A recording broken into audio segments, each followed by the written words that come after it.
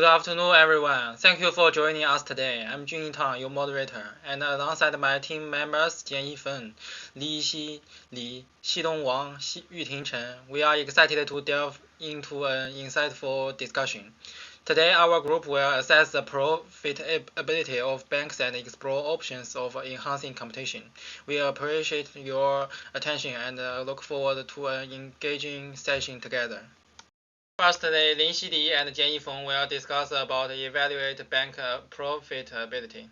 Another important metric is return on equity, which measures a bank's profitability relative to shareholder equity. Abnormally high return on equity may mean high profits, but we must consider this bank's inherent risk and unique capital structure. Abnormally elevated return on equity may indicate excessive profits, but this must be weighed against the specific risk of banking industry and financial system. In summary, significant profit growth may signal monopolistic trends or weakening competition, but only through an in-depth assessment can the true nature of banking industry profitability be determined.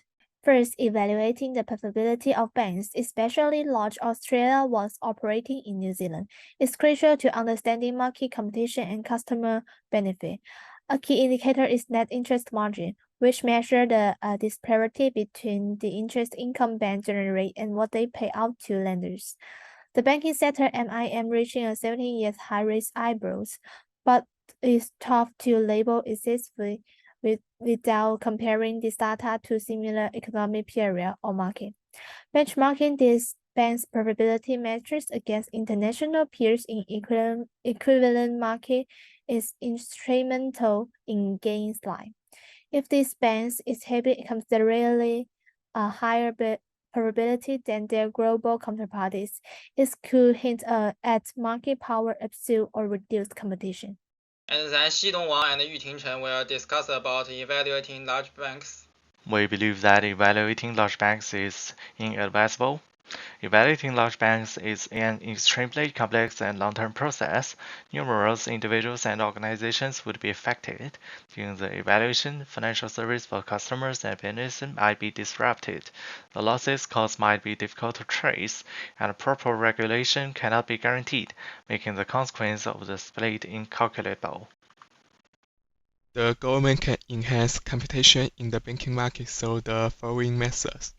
First, government can promote new market partners and providing tax incentive or other subsidies to small and middle banks. Secondly, the government can encourage the entry of franchise banks by allowing large banks to start a local branches or subsidiary to enhance competition. Finally, the government could step up its antitrust law and restrict the commercial activity of large banks. The next one is our QA session. Why is ROE important when assessing the profitability of banks in the New Zealand banking industry? For your question, I think this is because banks with consistently high return on equity may be better able to fund their growth without relying on external capital. This self-growth is beneficial. Why there is a call to evaluate up large banks like ANZ and ASB? Level discretion, simply that evaluating up a large bank can enhance competition, prevent market power abuse, and reduce the risk associated with systematically important institutions. How evaluating the big banks would affect New Zealand? So it could potentially impact New Zealand's global competitiveness and stability. Evaluating large banks would reduce the overall size of New Zealand banks.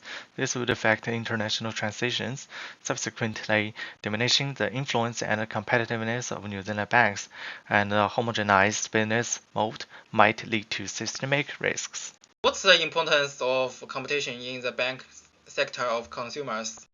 Consumers will be able to enjoy better services.